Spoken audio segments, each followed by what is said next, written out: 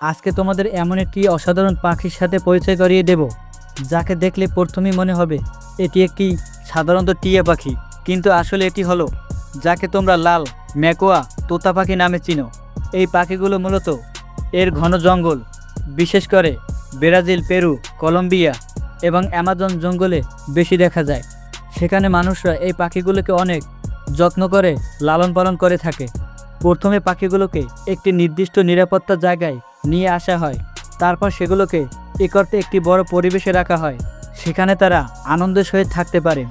এই পাখিগুলোর সঠিক যত্ন নেওয়ার জন্য তাদেরকে ভিটামিন সমৃদ্ধ বিশেষ খাবার খাওয়ানো হয়, যাতে তারা সুস্থ থাকে এবং দ্রুত ডিম পাড়তে শুরু করে। এরপর পাখিগুলোর জন্য ছোট ছোট কাঠের তৈরি বাসা বানানো হয়। এই বাসাগুলো দেখতে ছোট ঘরের মতো, যেখানে পাখিগুলো নিরাপত্তায় ঢুকে ডিম পাড়তে পারে। যখন পাখিগুলো ডিম দেয়, তখন সেই ডিমগুলো খুব সতর্কর সাথে সংগ্রহ করা হয়। ডিমগুলো ভালোভাবে পরিষ্কার করে বিশেষভাবে সংগ্রহ করা হয় এবং আধুনিক প্রযুক্তির সাহায্যে সেগুলো ফোটানো হয়।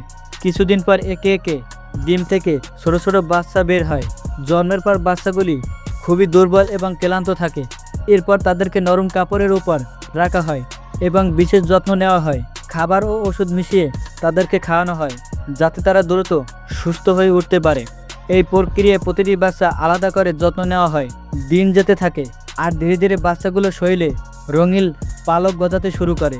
এক সময় তারা বড় হয়ে ওঠে এবং তাদেরকে একটি বড় জালের ঘরের ভিতরে রাখা হয়। সেখানে তারা আনন্দের সাথে উঠতে পারে এবং স্বাভাবিকভাবে বেড়ে উঠতে পারে।